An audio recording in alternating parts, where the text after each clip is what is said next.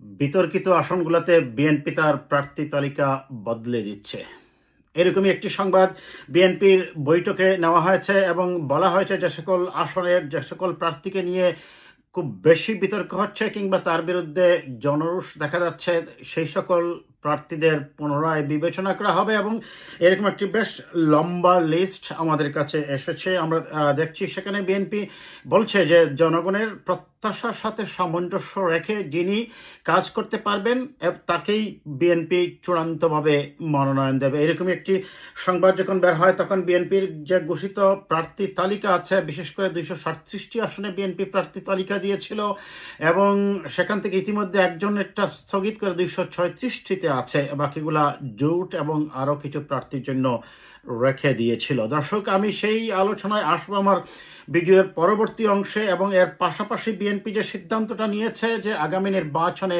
বিএনপির কি পরিকল্পনা হবে, সেই পরিকল্পনাগুলো নিয়ে আমি একটু আগে কথা বলে নিই, তারপরে আসবো যে প্রার্থী তালিকাগুলা পরিবর্তন হতে পারে বলে ইতিমধ্যে সংবাদ বেরিয়েছে, আমি সেগুলো নিয়ে আলোচনা করব। বিএনপি নিঃসন্দেহে জনগণ মনে করছে যে আগামী নির্বাচনে বিএনপি একটি ল্যান্ডস্লাইড বিক্রি পেতে পারে যদি অবাধ এবং নিরপেক্ষ নির্বাচন হয়। নির্বাচন নিয়ে ইতিমধ্যে আমরা দেখছি যে কারচুপির যে প্ল্যান করা হচ্ছে কোন একটি দলের পক্ষ থেকে। গতকালকে থেকে একটি ভিডিও সোশ্যাল মিডিয়ায় মিলিয়নস অ্যান্ড মিলিয়ন পিপল দেখছেন, সেখানে জামায়াতের একজন নেতা ডক্টর শফিকুল ইসলাম মাসুদ ইসলামী কর্মকর্তাদের সাথে, ইসলামী ব্যাংকের কর্মকর্তাদের সাথে যোগসাজশ করছেন কিভাবে নির্বাচনে কারচুপি করা যায়, নির্বাচনকে ম্যানিপুলেট করা যায়। তারা কি সেই আওয়ামী লীগের চরিত্রকেই আবার ধারণ করে সামনে নিয়ে যেতে চাচ্ছেন কিনা, যে নির্বাচনের জন্য দেশের 1500 মানুষ জীবন দিয়েছে, সেই নির্বাচন ব্যবস্থাকে আবার প্রভাবিত করে কেন্দ্র দখল করার পরিকল্পনা নিয়ে তারা কেন প্ল্যান করছেন। যাই হোক, আমি এটা নিয়ে আলাদা একটি ভিডিওতে কথা বলবো দর্শক, আমি এরপরেই হয়তো আমার ওই ভিডিওটা করব। আসি নির্বাচনে বিএনপির কি পরিকল্পনা হবে। বিএনপি নিঃসন্দেহে বলার অপেক্ষা রাখেন একটি মধ্যপন্থার উদার গণতান্ত্রিক রাজনৈতিক দল এবং বিএনপি এদেশে তিনবার এর আগে রাষ্ট্র ক্ষমতায় ছিল। যদি জিয়াউর রহমান সাহেবেরটা ধরা হয় তাহলে সেটা হচ্ছে 4বার, কিন্তু বেগম জিয়ার নেতৃত্বেই 3বার ছিল বিএনপি দেশের রাষ্ট্র ক্ষমতায়। সেই বিএনপি আগামী নির্বাচনেও এদেশের মানুষ মনে করে দেশের গণতন্ত্রের স্বার্থে, স্থিতিশীলতার স্বার্থে, উন্নয়নের স্বার্থে, গণতান্ত্রিক ধারাকে অব্যাহত রাখার স্বার্থে বিএনপি হয়তো আগামীতে একটি বিজয় পেতে যাচ্ছে। সেইটাকে লক্ষ্য রেখেই বিএনপি ইতিমধ্যেই তার দেশ গড়ার যে কর্মসূচি, যে স্বনির্ভর দেশ গড়ার জন্য যে কর্মসূচি, এই ধরনের একটি কর্মসূচি দিয়েছে 7 ডিসেম্বর থেকে সম্ভবত এটা 13 ডিসেম্বর পর্যন্ত, দেশ গড়ার পরিকল্পনা নিয়ে, এবং ইতিমধ্যে একটি কমিটিও করে দেওয়া হয়েছে, বিভিন্ন কমিটিকে তার দায়িত্ব ভাগ করে দেওয়া হয়েছে। বিএনপি যে বিষয়গুলোকে লক্ষ্য রেখে এগিয়ে যেতে হবে, সেটা প্রথমেই আমি বলবো জেন জি এর স্বপ্ন। একটু আমরা দেখি জেন জি এর স্বপ্নটা কি। আজ থেকে 40 বছর আগে বা 35 বছর আগে আমরা যে ছাত্র রাজনীতি করতাম, মনে আছে আপনাদের দর্শক? আমরা কিন্তু ছাত্র রাজনীতিতে যে শব্দগুলা শুনতাম সেটা হচ্ছে মার্ক্সবাদ, লেনিনবাদ, সর্বহারা মতবাদ, মার্কিন সাম্রাজ্যবাদ ইত্যাদি। তার আরও অনেক স্লোগান, বাকশাল, নিপাত জাগ, বৈজ্ঞানিক সমাজতন্ত্র এর প্রতিষ্ঠা ইত্যাদি ইত্যাদি। কিন্তু এখন রাজনীতির ধারা পরিবর্তন হয়েছে। রাজনীতিতে এখন বর্তমানে যে চলমান, আপনি দেখবেন অনেক সময় স্বাধীনতার বিপক্ষ শক্তির কথা বলা হয়, মুনাফিক শব্দটা ব্যবহার করা হয়, বট বাহিনীর কথা বলা হয়, এমনকি আরও অনেক শব্দ এখন ইদানিং দেখবেন আপনি রাজনীতিতে প্রচলিত আছে। এটার কারণটা হচ্ছে যুগের সাথে তাল মিলিয়ে এক এক সময় এক একটা সমস্যা যখন আসে, তখন একটি রাজনৈতিক দলকে এই সমস্যাগুলোকে প্রপারলি অ্যাড্রেস করতে হয়। যদি তারা অ্যাড্রেস করতে ব্যর্থ হয় তাহলে কিন্তু তারা পিছিয়ে যাবে। এখানে জেন জি এর স্বপ্নটাকে আমি নিয়ে আসি। জেন জি এর স্বপ্নের কথা যদি বলে, প্রথমত হচ্ছে প্রযুক্তি নির্ভর সমাজ ব্যবস্থার দিকে এগিয়ে যেতে হবে।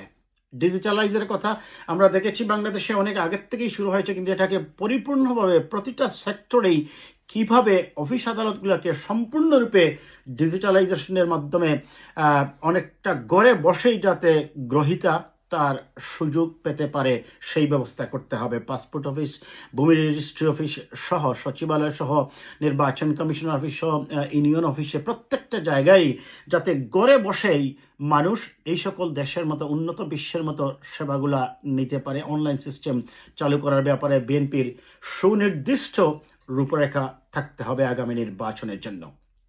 এক। দ্বিতীয় যে বিষয়টা হচ্ছে, বাংলাদেশের মানুষের মধ্যে এক ধরনের ধারণাই জন্মে গেছে যে বিচার সবসময় ক্ষমতাবানদের জন্য।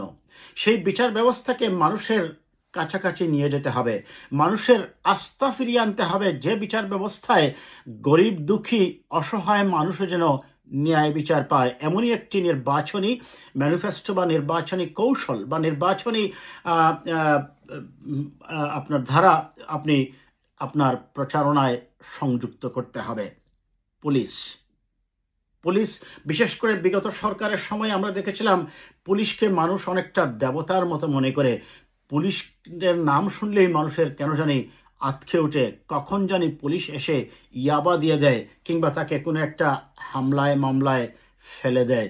এই যে পরিস্থিতি সৃষ্টি হয়েছে, এটার থেকে পুলিশ যে জনগণের বন্ধু এবং জনগণের হয়ে পুলিশ, রাষ্ট্রের জন্য রাষ্ট্রের পুলিশ জনগণের হয়ে কাজ করবে, এইটুকু কনসেপ্ট ফিরিয়ে আনার জন্য বিএনপি তার নির্বাচনী ম্যানিফেস্টোতে অবশ্যই ক্লিয়ারলি ইন্ডিকেশন রাখতে হবে যে আমরা ক্ষমতায় গেলে এই কাজগুলো করব পুলিশে। তারপরে আসেন শিক্ষা ব্যবস্থা। শিক্ষার কথা তো যদি বলতে হয়, আমি প্রথমেই বলবো দর্শক, আমি যেহেতু নিজেও এডুকেশনের মানুষ, শিক্ষা যেমন একটা কথা আমি প্রায় বলি, higher education is not for all. আমরা দেখতে পাচ্ছি দিনের পর দিন বিশ্ববিদ্যালয় হচ্ছে, এমনকি পরিকল্পনা ছিল নাকি জেলায় জেলায় বিশ্ববিদ্যালয় হবে। কিন্তু এই বিশ্ববিদ্যালয় করে আপনি বেকার দুই ধরনের হতে পারে, একটি হচ্ছে শিক্ষা ছাড়া বেকার, আরেকটা হচ্ছে সার্টিফিকেটধারী বেকার।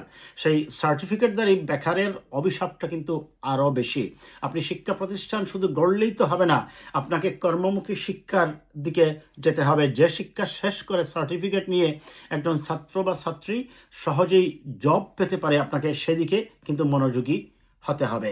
আর যদি সেটা করতে ব্যর্থ হয় বিএনপি, আমি মনে করি জনগণের সমর্থন পেতেও তারা সমস্যায় পড়তে পারে। কাজেই বিএনপির হাইকমান্ডকে বা যারা নির্বাচনী কৌশল নির্ধারণ করবেন, নির্বাচনী যে আপনার ম্যানিফেস্টো তারা দেবেন, সেটা দেওয়ার ক্ষেত্রে তারা যেন অত্যন্ত সতর্ক থাকেন এবং এই বিষয়গুলোকে ভালোভাবে অ্যাড্রেস করেন। স্বাস্থ্য নিয়ে একটি আমরা শুনেছিলাম দর্শক, একবার জনাব তারেক রহমান সাহেব বলছিলেন যে বিএনপির হয়তো বা এই ধরনের কোনো একটা প্ল্যান আছে, আমি শিওর নই, যে প্রত্যেকটা ওয়ার্ডে একটা করে মেডিকেল সেন্টার করার জন্য, যাতে করে মানুষ তার প্রাথমিক চিকিৎসাটা ওই গ্রামেই নিয়ে নিতে পারে, তার সামান্য কোনো অসুস্থতার জন্য এই জন্য জেলা শহরে বড় হসপিটালে না আসতে। এবং এটা একটি যৌক্তিক প্রস্তাব বলে আমি মনে করি, কারণ এই হসপিটালগুলোতে ভিড় কমানোর বা এই যে সিট পায় না, মানুষ ফ্লোরে ঘুমায় কিংবা অপরিচ্ছন্ন পরিবেশ, এটাকে নিয়ন্ত্রণ করতে বা এটাকে রিডিউস করতে, হ্রাস করতে বা উন্নত করতে আপনার সবচেয়ে বেশি যেটা প্রয়োজন হবে সেটা হচ্ছে এটার উপর প্রেশার কমিয়ে দেওয়া। আর প্রেশার কমিয়ে দেওয়ার একমাত্র পথটাই হচ্ছে প্রাথমিক চিকিৎসাটা আপনি যদি আপনার সেই মেডিকেল সেন্টারে করতে পারেন, গ্রামের বা আপনার ওয়ার্ডে, প্রতি ওয়ার্ডে যদি একটি হয়, ওয়ার্ডেই শেষ করে দেওয়া হয়, এবং শুধুমাত্র ওইখানে আপনার জেনারেল প্র্যাকটিশনার বা ডাক্তার যদি আপনাকে রিকমেন্ড করে হসপিটালে যাওয়ার জন্য, কেবল তখনই আপনি হসপিটালে আসবেন। তবে জরুরি বা অ্যাক্সিডেন্টাল বা বৃহৎ কোনো দুর্ঘটনা হলে, বড় কোনো দুর্ঘটনা হলে সেটা তো অবশ্যই বিবেচনা রাখা হবে। আর সেজন্যই হসপিটাল, স্বাস্থ্য খাতেও বিএনপির জন্য একটি সুনির্দিষ্ট পরিকল্পনা থাকে এবং আলাদা আলাদাভাবে প্রয়োজনে লিফলেট করে যে স্বাস্থ্য খাতে কী করবে, শিক্ষা খাতে কী করতে পারে, পুলিশ সংস্কার কী করবে, বিচার ব্যবস্থার উন্নয়নে কী করতে পারে, মানুষের আস্থা ফিরিয়ে আনার জন্য কী করতে পারে, জেনজিএর চাহিদার সাথে সামঞ্জস্য রেখে শিক্ষা ব্যবস্থাকে কিভাবে আরও মডার্নাইজেশন করা যায়, সেটার ব্যাপারে যদি বিএনপি সম্মিলিতভাবে করে তো ভালো। তবে আমি মনে করি প্রত্যেকটা সেক্টরকে ভাগ করে গুরুত্ব দিয়ে আলাদা আলাদাভাবে লিফলেট করে জনগণের কাছে বিতরণ করা যেতে পারে। এই জিনিসটা যেন বিএনপির হাইকমান্ড অবশ্যই নির্বাচনী কৌশল নির্ধারণের ক্ষেত্রে তারা মনে রাখেন, এবং মনে রাখতে হবে অপপ্রচার আর বিভ্রান্তি ছড়িয়ে কিন্তু ভবিষ্যতের রাজনীতি পরিচালনা হবে না। ভবিষ্যতের রাজনীতি হবে পলিসি নির্ভর, যুক্তি নির্ভর, আদর্শভিত্তিক, এবং জনগণের কাছাকাছি আপনাকে যেতে হলে অবশ্যই বাস্তব কাজের মাধ্যমে আপনি দেখাতে হবে যে yes, you are the qualified and you are the right person or the right political party to increase the society overnight. But remember, সোসাইটির ওভারঅল লিভিং স্ট্যান্ডার্ডকে বাড়াতে হলে আপনি যে হুট করেই করতে পারেন, আমাদের অনেকগুলা ব্যারিয়ারও আছে। সেই ব্যারিয়ারগুলোর মধ্যে অবশ্যই অর্থনৈতিক সক্ষমতা একটা ব্যাপার আছে, মিসম্যানেজমেন্ট আছে, দুর্নীতি আছে। সেই দুর্নীতি রোধের ব্যাপারে বিএনপি যেন কঠোর মনিটরিং করে, এবং বিএনপিকে মনে রাখতে হবে দুর্নীতি, জেনজির স্বপ্ন, বিচার ব্যবস্থা, পুলিশ, শিক্ষা এবং স্বাস্থ্য, এগুলোর ব্যাপারে সুস্পষ্ট নীতিমালা এবং দফা নিয়ে যদি জনগণের কাছে না যেতে পারে, শুধু ঘরে বসে থাকলেই যে বিএনপির নির্বাচনী বৈতরণী পাশ হয়ে যাবে, আমি সেটা মনে করছি না। অন্ততপক্ষে যেভাবে অপপ্রচার চালানো হচ্ছে বিএনপির বিরুদ্ধে, সেটার থেকে রুখে দিতে হলে বিএনপিকে বাস্তবমুখী কর্মসূচিগুলাই নিতে হবে বলে আমি বিশ্বাস করি। দর্শক, আমার ভিডিওটা লম্বা হয়ে যাচ্ছে। আমি শুরু করেছিলাম যে বিএনপির যে প্রার্থী তালিকা পরিবর্তন হচ্ছে। দেখুন, এই বিএনপির এই প্রার্থী তালিকা যেটা দেওয়া হয়েছে, সেখানে যেটা মেইনলি কথা আসছে সেটা হচ্ছে সমালোচিত প্রার্থী দেওয়া হয়েছে সেসব এলাকায় যোগ্য এবং ত্যাগীদের চূড়ান্তভাবে মনোনয়ন দেওয়ার বিষয়ে নেতারা আলোচনা করেছেন। এর মধ্যে রয়েছে নেত্রকোনা 5 আসনে দল মনোনীত প্রার্থীর বিরুদ্ধে নৈতিক স্খলনের অভিযোগে দল বিব্রত হয়েছে। ব্রাহ্মণবাড়িয়া 4, জামালপুর 2, কুষ্টিয়া 4, সিরাজগঞ্জ 3, চট্টগ্রাম 12 ও 13 ছাড়াও অন্তত বলা হচ্ছে 30টি আসনে প্রার্থী তালিকা বদলের কথা বলা হচ্ছে। সর্বশেষ আমি দর্শক এর আগে একটি তালিকা করেছিলাম, আমি সেখানে বলছিলাম যে 10টির মতো প্রার্থী তালিকা হয়তো বা পরিবর্তন হতে পারে, কিন্তু যেভাবে মাঠ পর্যায় থেকে বিভিন্ন প্রার্থীর বিরুদ্ধে আসছে সেটা নিয়ে সর্বশেষ যেটা গতকালকে রাত্রেই মূলত সিদ্ধান্ত হয়, এবং সেটা প্রায় 30টি আসনেই প্রার্থী তালিকা পরিবর্তন হচ্ছে। আমি দেখলাম আরেকটি পত্রিকায় লিখেছে আমার সিলেট 6 আসনের কথাও বলা হচ্ছে। সিলেট 6 আসনের কথাটা কতটুকু আমি জানি না কি হবে, তবে আমাদের অপেক্ষায় থাকতে হবে দলের হাইকমান্ড কি সিদ্ধান্ত নেয়। তবে মনে রাখতে হবে এখানে দুটা জিনিস। এক, আপনি যাকে একবার প্রার্থী ঘোষণা করে ফেলেছেন সে মানসিকভাবে কিন্তু প্রস্তুত হয়ে গেছে নির্বাচনের জন্য। এখন যদি আপনি আবার হুট করে তাকে চেঞ্জ করেন, তাতে করে তার যে সমর্থক গোষ্ঠী আসে তারা হতাশ হবে, এবং সেক্ষেত্রে অনেকেই কিন্তু বিদ্রোহী প্রার্থীও দাঁড়িয়ে যেতে পারেন, যেটা দলের জন্য কোনোভাবেই শুভনীয় নয়। তবে সেই ক্ষেত্রে আরও কয়েকটি আসনে, যেটা আমি বলছিলাম এই আলোচনায়ও, স্থায়ী কমিটির আলোচনায় এটাও উঠে এসেছে যে বিশেষ করে 2-3টি আসনে প্রার্থীর বয়সের কারণে শুধুমাত্র পরিবর্তন হচ্ছে।